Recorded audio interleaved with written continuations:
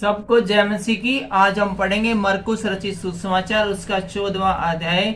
और इस अध्याय में हम देखेंगे यीशु के विरुद्ध षड्यंत्र और बेतनिया में यीशु का अभियंजन।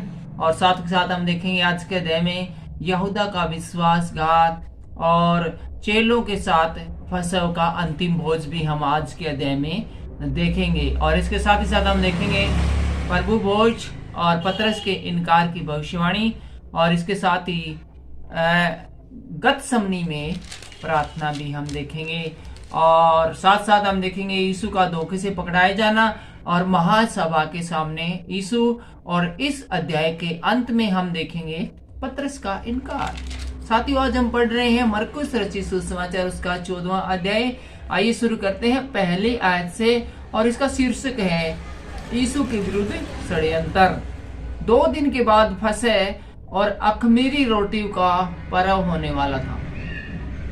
प्रधान याजक और शास्त्री इस बात की खोज में थे कि उसे कैसे छल से पकड़कर मारा जाए। तो यहाँ पर हम देखते हैं कि सिर्फ 2 दिन का समय था और 2 दिन के समय के बाद है एक बहुत बड़ा उत्सव, बहुत बड़ा त्योहार होने वाला था जिसे कि फसह का पर्व कहते थे। और जो प्रधान याजक और फरीसी और शास्त्री थे और वो चाहते थे कि अगले 2 दिन के अंदर कुछ ऐसा करते हैं कि इस पर्व के मौके ऊपर यीशु मसीह को किसी न किसी बहाने से किसी मामले में उलझाकर इसको पकड़वा दें और इसको कोशिश करें कि इसको जान से ही मार डाला जाए। परंतु कहते थे पर्व के दिन नहीं, कहीं ऐसा ना हो कि लोग बलवाओ। लेकिन वो भी चाहते थे कि ये जो सब कुछ है इसको मरवा डालने का काम और है वो पर्व वाले दिन हो न हो, इसके थोड़ा सा आगे पीछे हो जाए। क्योंकि लोगों के अंदर लोग इकट्ठे हो जाते थे एक स्थान पर पर्व के दिन। और पर्व के दिन त्योहार के अवसर पर जैसे क्रिसमस पर सब लोग इकट्ठे हो जाते हैं। और ऐसे में कोई ऐसी बात हो जाए तो बलवा होने का डर रहता है। बलवा होने का मतलब लोगों में गलतफहमियां फैलने का डर रहता है, या बहुत सारे लोग मिलकर हैं वो सरकार पर और सरकार के आदमियों पर हमला कर सकते हैं। तो आगे हम देखते हैं बेतनिया में यीशु का अपवंजन, जो कि हमें मिलता है 3री आयत से। जब वह बेतनिया में शमौन कोढ़ी के घर भोजन करने बैठा हुआ था।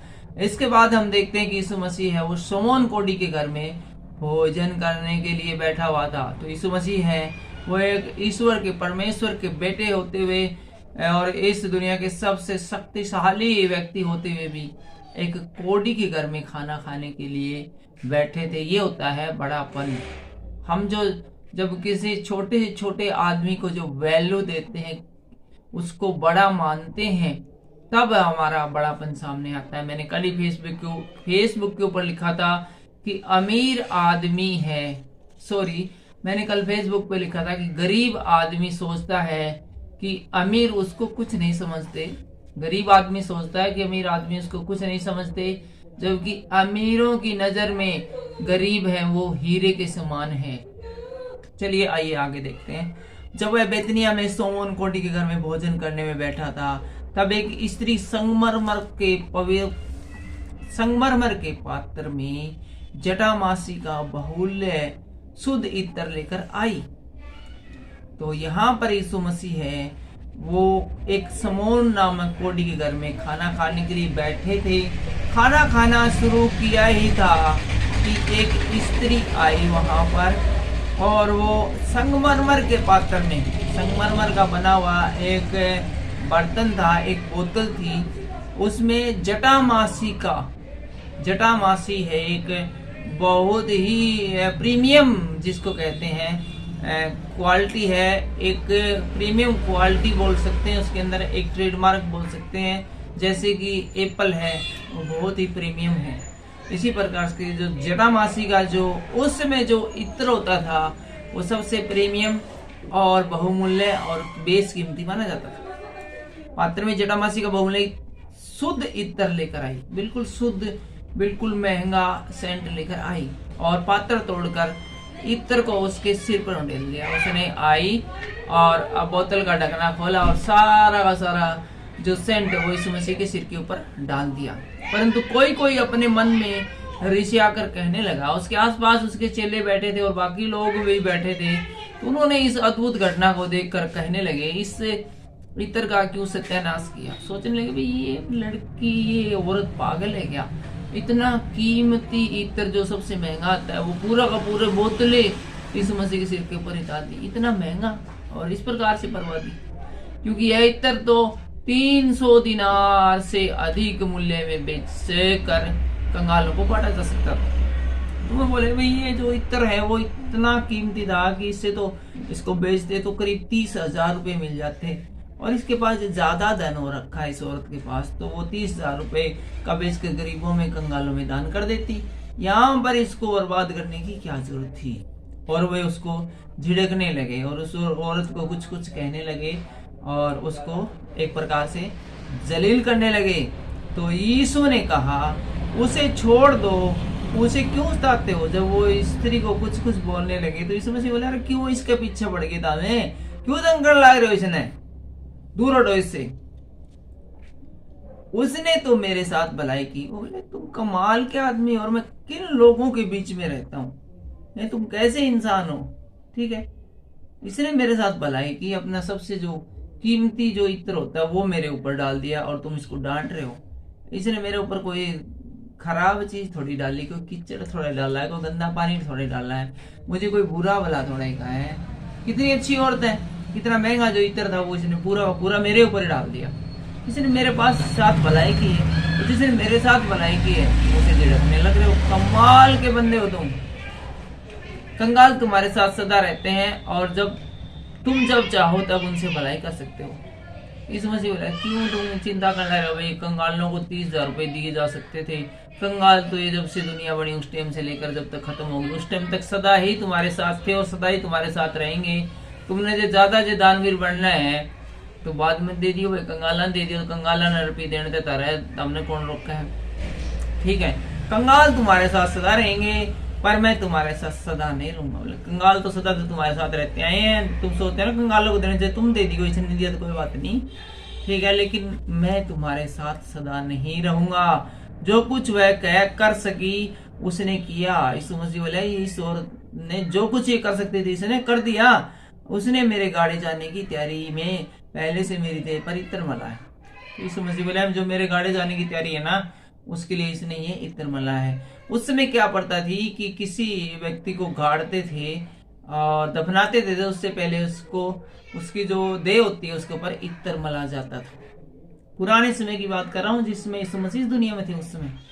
मैं तुमसे सच कहता हूँ कि सारे जगत में जहाँ कहीं सुसमाचार प्रचार किया जाएगा वहां उसके इस काम की चर्चा भी उसके सामने की जाएगी। यीशु मसीह बोला, तुम तो इसको डांट रहे हो ना और इसको फटकार रहे हो, लेकिन इसने इतना बड़ा काम किया है, इतना बड़ा काम किया है कि जब जब भी सुसमाचार के प्रचार प्रसार किया जाएगा, सुसमाचार को कहीं पढ़कर सुनाया जाएगा, बाइबल कहीं पढ़कर सुनाई जाएगी, तो इस घटना को भी स्मरण रखा जाएगा। इस औरत को भी जो इसने मेरे साथ इतनी बड़ी भलाई की है इसको याद किया जाएगा। हम आ चुके हैं 10वीं आयत में और इसका शीर्षक है यहूदा का विश्वासघात। तब यहूदा इस्करियोती जो 12 में से एक था, यीशु मसीह के 12 चेले थे, उसमें से एक यहूदा नाम का चेला भी था। प्रधान याजकों के पास गया कि उसे उसके हाथ पकड़ा दे। वो फिर फरीसियों शास्त्रियों प्रधान याजकों के पास गया ताकि वो यीशु मसीह को पकड़वा दे। वे यह सुनकर आनंदित हुए और उसको रुपए देना स्वीकार किया और वह उसे ढूंढने लगा कि उसे किसी पर पकड़ा दे। तो वो यहूदिया जो इस्करियोती था वो शास्त्री फरीसियों के पास जाके बोला, जी मैं पकड़वा दूंगा उसको, मैं जाना हूँ यीशु मसीह ने, मेरे को कुछ चवन्नी अठन्नी कुछ मिलेगी नहीं। वो बोला, चिंता मत कर, तू एडवांस ले जा, ठीक है, तू उसको पकड़ा दे। उससे बड़े खुश हुए और उसको कहा, शाबाश तू बड़ा सही आदमी यार, ठीक है। तो वो बड़े खुश हो गए। उसी टाइम से जब उसने एडवांस रुपया ले लिया, यीशु मसीह की सुपारी ले ली, उसी टाइम से वो यहूदिया इस्करियोती है वो यीशु मसीह को पकड़वाने के चक्कर में नई नई योजनाएं बनाने लगा। 15वीं आयत से हम देखते हैं, चेलों के साथ फसह का अंतिम भोज। अखमीरी रोटी की पर्व के पहले दिन जिसमें वे फसह का बलिदान करते थे, उसके चेलों ने उससे पूछा। जब अखमीरी रोटी का पर्व का पहला दिन हुआ, अखमीरी रोटी का पर्व शायद कुछ दिन चलता था, तो उसका जो पहला दिन था उस टाइम चेलों ने यीशु मसीह से क्या पूछा, तू कहाँ चाहता है कि हम जाकर तेरे लिए फसह खाने की तैयारी करें। चेलों ने पूछा भाई कहाँ पर खाने पीने का प्रोग्राम करें, पार्टी शार्टी का प्रोग्राम करें, जहाँ पर कि प्रार्थना का तैयारी करें, जहाँ पर कि पहले दिन है हम आपके लिए वो जो मेज कुर्सी है या फिर खाने पीने की चीज है वो कहाँ पर रखवाएं। तो यीशु ने अपने चेलों से दो को यह कहकर भेजा, नगर में जाओ और एक मनुष्य जल का घड़ा उठाए हुए तुम्हें मिलेगा, उसके पीछे वो लेना। वो बोला मेरे ऐसा करो भाई, तुम शहर के अंदर जाओ, वहां पर तुम्हें एक आदमी मिलेगा जो घड़ा उठाए जाता हुआ मिलेगा, तुम उसके पीछे पीछे चले जाना और वह जिस घर में जाए उस घर में के स्वामी से कहना, गुरु कहता है कि मेरी पाहुनशाला जिसमें मैं अपने चेलों के साथ फंसे खाऊं कहाँ है। तो जिस घर में वो जाए उसके स्वामी से बोल देना है कि वो कमरा, वो स्थान कौन सा है जिसमें यीशु मसीह है अपने चेलों के साथ है, वो फसह का जो त्योहार है उसको मनाने के लिए भोजन करेंगे। वह तुम्हें एक सजी सजाई और तैयार की हुई बड़ी अटारी दिखा देगा, वहां हमारे लिए तैयारी करो। तो वो आदमी जो तुम्हें है वो एक सजा सजाया कमरा है या फिर एक सजा सजाया है वो आंगन तुम्हें दिखा देगा, और वो उसने पहले से ही तैयार कर रखा है, और वहां जाकर इसकी फसह की तैयारी करो। चेले निकलकर नगर में आए और जैसा यीशु मसीह ने उनसे कहा था वैसा ही खाया और फसह तैयार किया। चेले जब नगर में आए तो उन्होंने बिल्कुल एक आदमी को देखा जो कि पानी का घड़ा लिए हुए जा रहा था, और वो इसके पीछे गए और उसके स्वामी से जैसा यीशु मसीह ने कहा था वैसे ही कहा कि हमारे गुरु को फसह का त्योहार मनाना है, वो भोजन करना है, तो वो स्थान कहाँ है। तो उसने जो उनको जो स्थान दिखाया वो जैसा यीशु मसीह ने कहा था बिल्कुल सजा सजाया ऐसा ही था, बल्कि उससे भी बढ़कर था। जब सांझ हुई तो वह 12 के साथ आया। जब शाम का समय आया तो यीशु मसीह फिर 12 अपने चेलों के साथ आया। जब वे बैठे भोजन कर रहे थे तो यीशु ने कहा, वो जिस जगह पर फसह करने की बात कर रहे थे यीशु मसीह, शाम के समय वहीं पर चले गए और उसके साथ में उसके 12 चेले भी थे। और यीशु मसीह ने खाना खाते हुए अपने चेलों में से कहा, मैं तुमसे सच कहता हूं कि तुम में से एक जो मेरे साथ भोजन कर रहा है मुझे पकड़वाएगा। ठीक है, यीशु मसीह ने बता दिया कि जो 12 चेले मेरे जो अभी भोजन कर रहे हो तुम लोग, इसमें से एक मुझे है पकड़वा देगा। उन पर उदासी छा गई और वे एक एक करके उससे कहने लगे, क्या वह मैं हूँ? सारे उदास हो गए, पूछने लगे, क्या जी मैं हूँ? क्या जी वो मैं हूँ? क्या जी वो आपको पकड़ाऊंगा? क्या जी मैं हूँ वो? क्या मैं वो हूँ? तो 20वीं आयत में हम देखते हैं, तो यीशु ने उनसे कहा, वह 12 में से एक है जो मेरे साथ थाली में हाथ डालता है, क्योंकि मनुष्य का पुत्र तो जैसा उसके विषय में लिखा है जाता ही है, परंतु उस मनुष्य पर हाय जिसके द्वारा मनुष्य का पुत्र पकड़वाया जाता है। तो यीशु मसीह बोले, जी आप मेरे साथ खाना खाने लाए उन्हीं में से एक है, तो मनुष्य के पुत्र को तो जाना ही है, उसको तो मरना ही है, जैसा कि सूली पर चढ़ाना ही है, जैसे कि उसके विषय में पहले ही बता दिया गया है। लेकिन उस मनुष्य पर हाय जो कि उसके पकड़ाने वालों में शामिल होता है। यदि उस मनुष्य का जन्म ही ना होता तो उसके लिए भला होता। बोले ऐसा आदमी का जो जन्म नहीं होता ना तो कहीं ज्यादा अच्छी और भली बात होती। तो हम 22वीं आयत में देखते हैं, तो यहाँ का शीर्षक है प्रभु भोज। जब वे खा रहे थे उसने रोटी ली और आशीष तोड़कर मांगी और उन्हें दी और कहा, लो यह मेरी देह है। फिर उसने कटोरा लेकर धन्यवाद किया और उन्हें दिया और उन सब ने उसमें से पिया। और यीशु ने उनसे कहा, यह वाचा का मेरा वह लहू है जो बहुतों के लिए बहाया जाता है। मैं तुमसे सच कहता हूँ कि दाग का रस उस दिन तक कभी फिर न पीऊंगा जब तक परमेश्वर के राज्य में नया न पी लूं। तो यहाँ पर यीशु मसीह वादा करते हैं, अपने चेलों से कहते हैं कि दाग रस अब तक आज के बाद में कभी नहीं पीऊंगा जब तक कि एक बार परमेश्वर के राज्य में न पी लूं। फिर वे भजन गाकर बाहर जैतून के पहाड़ पर गए, और फिर इसके बाद में भजन गाकर है वो जैतून के पहाड़ थे उसके ऊपर चले गए। और हम आ गए हैं 27वीं आयत में, और यहाँ का शीर्षक है पतरस के इनकार की भविष्यवाणी। जब यीशु ने उनसे कहा, तुम सब ठोकर खाओगे, क्योंकि लिखा है, मैं रखवाले को मारूंगा और भेड़ें तितर बितर हो जाएंगी। परंतु मैं अपने जी उठने के बाद तुम में से पहले गलील को जाऊंगा। पतरस ने उससे कहा, यदि सब ठोकर खाए तो खाए, पर मैं ठोकर नहीं खाऊंगा। यीशु ने उससे कहा, मैं तुझसे सच कहता हूं कि आज ही इसी रात को मूर्ख के 2 बार बांग देने से पहले तो 3 बार मुझसे इनकार करेगा, मुझसे मुकर जाएगा। पर उसने और भी जोर देकर कहा, यदि मुझे तेरे साथ मरना भी पड़े तो भी मैं तेरा इनकार कभी न करूंगा। इसी प्रकार और सबने भी कहा।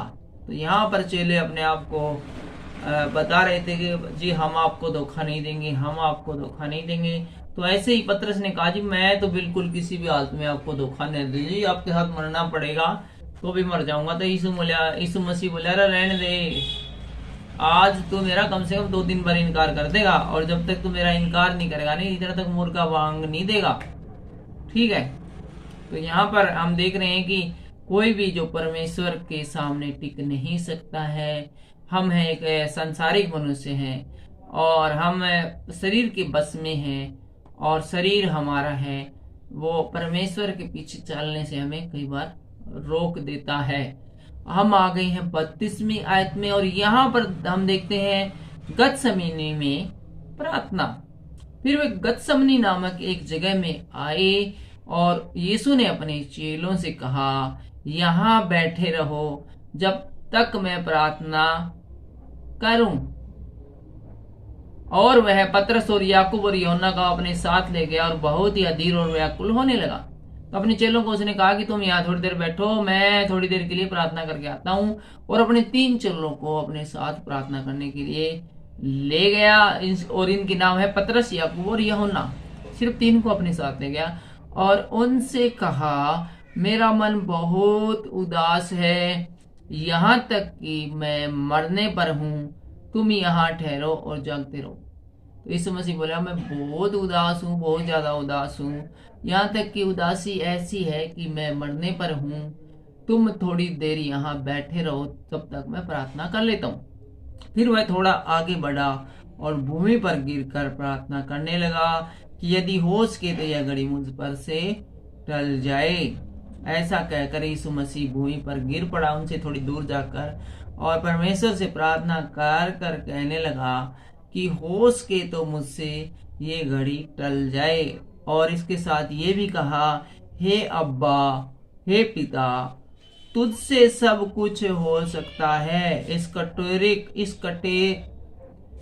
कटोरे को मेरे पास से हटा ले, तो भी जैसा मैं चाहता हूँ वैसा नहीं, पर जो तू चाहता है वही कर। तो यहाँ पर हम देखते हैं कि यीशु मसीह को शारीरिक रूप में थे, और शरीर हमें मरने की इजाजत जल्दी से नहीं देता है, और हर हाल में कोशिश करता है कि हम मरने से बच जाए, क्योंकि शरीर को पता है कि उसकी वैल्यू तब तक ही है, तब तक ही वो काम कर सकता है, एक्टिव रह सकता है, जब तक कि उसके अंदर आत्मा है।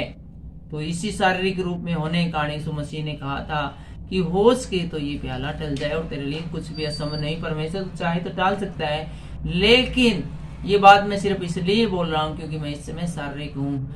इसी कारण से मैं ये भी कहता हूँ कि मेरी नहीं परंतु तेरी इच्छा पूरी हो। फिर वह आया और उन्हें सोते पाकर पतरस से कहा। यीशु मसीह जब प्रार्थना करके उनके पास आया तो पतरस को उनको सोते पाकर पतरस से कहा, हे शमौन, तू सो रहा है या तू एक घड़ी भी न जाग सका। यीशु मसीह को बड़ा बुरा लगा कि वो थोड़ी देर भी उसका इंतजार नहीं कर सके। उन्हें कहा था कि थोड़ा इंतजार करो, मैं आता हूँ प्रार्थना करके। और जब इसको सोते पाया तो पतरस से कहा कि हे शमौन, तू थोड़ी देर भी नहीं जाग सकता है, जागते और प्रार्थना करते रहो कि तुम परीक्षा में न पड़ो। बोले थोड़ी देर तुम जागो और प्रार्थना करो ताकि तुम परीक्षा में न करना पड़े, क्योंकि इस समय काफी महत्वपूर्ण इम्पोर्टेंट समय चल रहा था, और परमेश्वर जो हमारे यीशु मसीह है उसकी मृत्यु का समय है वो बिल्कुल पास में था। यीशु मसीह को क्रूस पर चढ़ाए जाने का समय बिल्कुल पास में ही था, और यीशु मसीह के इस दुनिया में शारीरिक रूप से रहने के लिए अंतिम क्षण थे। आत्मा तो तैयार है पर शरीर दुर्बल है। तो यहाँ पर वही बात आ गई कि यीशु मसीह कहते हैं कि आत्मा तो बिल्कुल तैयार है परमेश्वर के पास जाने के लिए, लेकिन शरीर हमारा होता है दुर्बल होता है, कमजोर होता है, उसको तैयार करने में थोड़ा मुझे टाइम लग रहा है। और वह फिर चला गया और उन्हीं शब्दों में प्रार्थना की। एक बार फिर अपने चेलों से थोड़ा दूर जाकर जैसा पहले प्रार्थना की थी सेम वैसी की वैसी प्रार्थना एक बार फिर से की और फिर आकर उन्हें सोते पाया। दोबारा फिर आए तो फिर से अपने चेलों को सोते हुए पाया, क्योंकि उनकी आंखों नींद से भरी हुई थी और नहीं जानते कि उसे क्या उत्तर दें।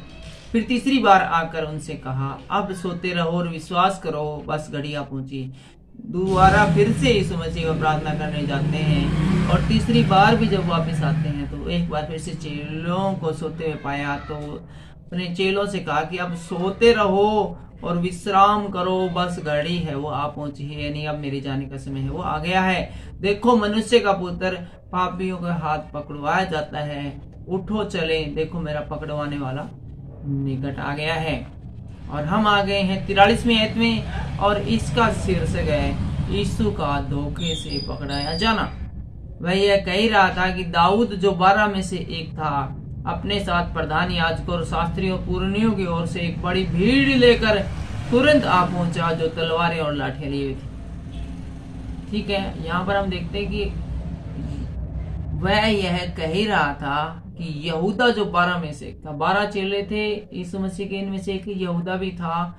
वह अपने साथ प्रधान याजकों और शास्त्रियों और पुरनियों की ओर से, ठीक है, तो वो अपने शास्त्री पुरनियों की ओर से एक बड़ी भीड़ लेकर तुरंत पहुंचा जो तलवारें और लाठियां ली हुई थी। ठीक है, यीशु मसीह का चेला है वो यीशु मसीह की ओर से नहीं बल्कि शास्त्रियों फरीसियों की ओर से एक बड़ी भीड़ लेकर वहां पर यीशु मसीह के पास है वो आता है।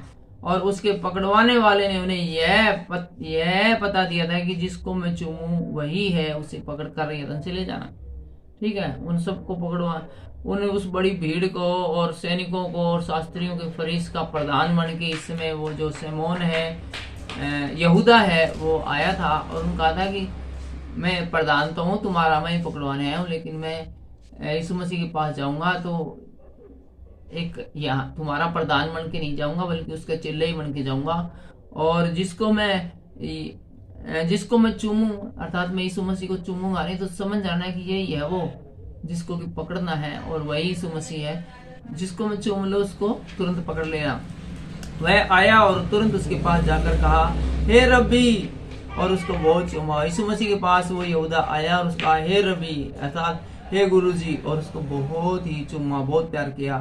तब उन्होंने उस पर हाथ डालकर उसे पकड़ लिया। तब लोग समझ गए कि यही यीशु मसीह है और उन्होंने यीशु मसीह पर हाथ डालकर यीशु मसीह को पकड़ लिया। उनमें से जो पास खड़े थे एक ने तलवार खींचकर महायाजक के दास पर चलाई और उसका कान उड़ा दिया। यीशु के जो चेले थे जिन्होंने देखा कि यीशु मसीह को पकड़ लिया गया है तो उनमें से एक ने एक तलवार चलाकर जो महायाजक था उसके सैनिक का एक का कान उड़ा दिया। यीशु ने उससे कहा, क्या तुम डाकू जानकर मुझे पकड़ने के लिए तलवारें और लाठियां लेकर निकले हो? मैं तो हर दिन मंदिर में तुम्हारे साथ रहकर उपदेश दिया करता था और तब तुमने मुझे न पकड़ा। यीशु मसीह बोले कि भाई किसी डाकू पकड़ने आएंगे, तुम इतने तलवार हथियार लाठियां जेली गंडासे और आकी लेके मेरे को पकड़ने के लिए आ गए। मैं तो यहाँ मंदिर में तुम्हारे सामने ही तो रहा करता था, उपदेश दिया करता था, उस टाइम तो तुमने नहीं पकड़ा और आज तुम आगे पकड़ने के लिए और इस प्रकार से बड़ी भीड़ लेकर। परंतु यह इसलिए कि ये पवित्र शास्त्र का बातें पूरी हो। लेकिन यीशु मसीह बोला भाई इसलिए हुआ है कि पवित्र शास्त्र की जो बातें हैं वो पूरी हो। इस पर सब चेले उसे छोड़कर भाग गए। यहाँ पर हम 50वीं आयत पढ़ते हैं। यीशु मसीह के 12 चेले थे और जब ये इतना बड़ा हंगामा खड़ा हुआ और यीशु मसीह को पकड़ने के लिए एक बड़ी भीड़ आ गई तो हम देख रहे हैं कि इस पर सब चेले छोड़कर उसे भाग गए। सारे के सारे जो चेले कहते थे जी मुझे मरना पड़े तो भी मर जाऊंगा, मैं ये कर दूंगा, मैं वो कर दूंगा, जो कि अक्खा जिंदगी पूरी जिंदगी यीशु मसीह के साथ रहे थे। जब दिखे नहीं वाला लट पड़ने वाले हैं और यीशु मसीह को जब गिरफ्तार कर लिया गया, सारे के सारे चेले हैं और यीशु मसीह को छोड़कर गोली हो ली, सबके सब चेले भाग गए। इस आयत को आप याद रखना, बता देता हूँ। मरकुस रचित सुसमाचार का 14वां अध्याय है और उसकी 50वीं आयत है, इसको जरूर पढ़ना। मरकुस रचित सुसमाचार का 14वां अध्याय की 50वीं आयत है, इसको पढ़ना, इसको अंडरलाइन करना, इसको लिख के रखना। ये एक बड़ी ही कीमती जो आयत है बाइबल की, ऐसी वैसी आयत में समझना। इसको एक बार फिर से पढ़ता हूँ। इस पर सब चेले उसे छोड़कर भाग गए। सारे चेले हैं वो भाग गए जो हमेशा यीशु मसीह के साथ खाते पीते थे और उससे बड़े वादे करते थे। और उसे हे रब्बा हे पिता कहकर पुकारते थे और उसके लिए सब कुछ छोड़ने के लिए तैयार थे। वो जब उसको गिरफ्तार कर लिया गया यीशु मसीह तो सब भागे। चलिए आगे बढ़ते हैं और 91वीं आयत में कहते हैं, एक जवान अपनी नंगी देह पर चादर ओढ़े हुए उसके पीछे हो लिया और लोगों ने उसे पकड़ा, पर वह चादर छोड़कर नंगा भाग गया। ठीक है, अब देखते हैं महासभा के सामने यीशु, और ये हमें मिलता है 53वीं आयत से। फिर वे यीशु को महायाजक के पास ले गए और सब प्रधान याजक और पुरनी और शास्त्री इकट्ठे हो गए। महायाजक के पास अर्थात जो जज था उसके पास वे उसको ले गए यीशु मसीह को, और वहां पर सब याजक पुरनी और शास्त्री वहां पर इकट्ठे हो गए। पतरस दूर ही से उसके पीछे पीछे महायाजक के आंगन के भीतर तक गया और प्यादों के साथ बैठकर आग तापने लगा।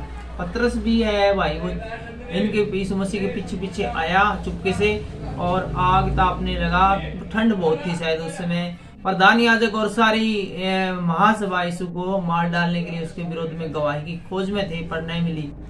यीशु मसीह को पकड़ के तो ले गए, लेकिन उसके ऊपर आरोप लगाने के लिए अब वो थे कि इसके ऊपर आरोप क्या लगाएं, गवाही क्या दें, इसके ऊपर गवाह जो वो क्या इल्जाम लगाए वो इसकी तलाश में थे, क्योंकि बहुत से उसके विरोध में झूठी गवाही दे रहे थे, पर उसकी गवाही एक सी नहीं थी। बहुत सारे लोगों को झूठी गवाहियां देने के लिए है वो इकट्ठा किया गया, लेकिन उनके आपस में जो विचार थे वो मैच नहीं करते थे, इसलिए सब गवाहियां जो दी गई थी वो सब के सब झूठी निकली थी महायाजक के सामने अर्थात जज के सामने। तब कुछ लोगों ने उठकर उसके विरुद्ध यह जो झूठी गवाही दी। फिर उसके बाद में कुछ जो पहले से ही झूठे गवाह तैयार कर रखे थे वो उन्होंने ये गवाही दी। 58वीं आयत में देखते हैं, हमने इसे यह कहते हुए सुना है, मैं इस हाथ के बनाए हुए मंदिर को ढा दूंगा और 3 दिन में दूसरा बनाऊंगा जो हाथ से न बना होगा। इस पर भी उनकी गवाही एक सी न निकली। तो बोले जी हमने इसको गवाही देते सुना है कि जो हाथ के बनाया मंदिर है ना, इसको मैं 3 दिन में ढा दूंगा और उसके बाद मैं नया बना दूंगा और वो हाथ का बना हुआ नहीं होगा। तब महायाजक ने बीच में खड़े होकर यीशु से पूछा, तू कोई उत्तर क्यों नहीं देता? ये लोग तेरे विरुद्ध में क्या गवाही देते हैं?